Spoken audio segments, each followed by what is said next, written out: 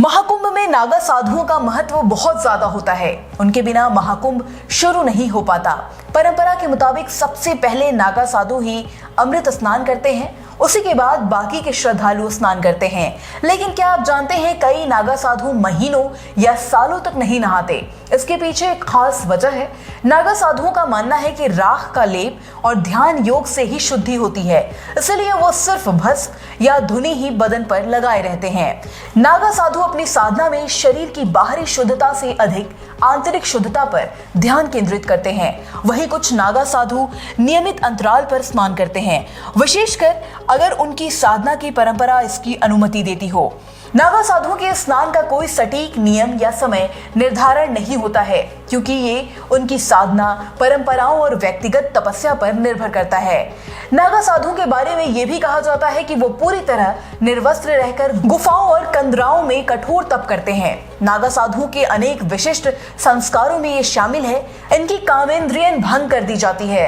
इस प्रक्रिया के लिए उन्हें 24 घंटे नागा रूप में अखाड़े के ध्वज के नीचे बिना कुछ खाए पिए खड़ा होना पड़ता है। इस दौरान उनके कंधे पर एक दंड और हाथों में मिट्टी का बर्तन होता है। इस दौरान अखाड़े के पहरेदार उन पर नजर रखते होते हैं। इसके बाद अखाड़े के साधु द्वारा उनके लिंग को वैदिक मंत्रों के साथ झटके से देकर निष्क्रिय किया जाता है। ये काम भी अखाड़े के ध्वज के नीचे किया जाता है। इस प्रक्रिया के बाद वो नागा साधु बन जाता है। अगर व्यक्ति ब्रह्मचर्य का पालन करने की परीक्षा से सफलतापूर्वक गुजर जाता है तो उसे ब्रह्मचारी से महापुरुष बनाया जाता है। उसके 5 गुरु बनाए जाते हैं। ये 5 गुरु पंचदेव या पंच परमेश्वर यानी कि शिव, विष्णु, शक्ति, सूर्य और गणेश होते हैं। इन्हें भस्म, भगवा, रुद्राक्ष आदि चीजें दी जाती हैं। ये नागाओं के प्रतीक और आभूषण होते हैं। महापुरुष के बाद नागाओं को अवधूत बनाया जाता है। इसमें सबसे पहले उसे अपने बाल कटवाने होते हैं। इसके लिए अखाड़ा परिषद की रसीद भी कटती है। अवधूत रूप में दीक्षा लेने वाले को खुद का तर्पण और पिंडदान करना होता है।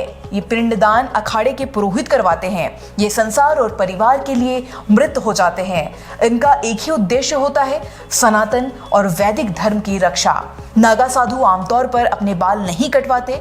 ये उनके संन्यास और साधना के लिए महत्वपूर्ण प्रतीक के रूप में देखा जाता है। बाल नहीं काटना इस बात का प्रतीक है कि उन्होंने सांसारिक बंधनों, इच्छाओं और भौतिक सुख सुविधाओं को त्याग दिया है। ये उनकी साधना और तपस्या का एक हिस्सा है। हिंदू मान्यताओं के अनुसार बालों को बढ़ने देना और जटाएं बनाना आध्यात्मिक ऊर्जा को संरक्षित करने में सहायक होता है। इसे ध्यान और योग में लाभकारी माना जाता है। बाल और दाढ़ी को बढ़ने देना उनके प्रकृति से जुड़ाव और जीवन की सरलता का प्रतीक है। नागा साधु अपने बालों को जटाओं में रखते हैं। ये शिव के प्रति उनकी भक्ति और साधना का संकेत है, क्योंकि भगवान शिव को जटाधारी कहा जाता है। newsviews.in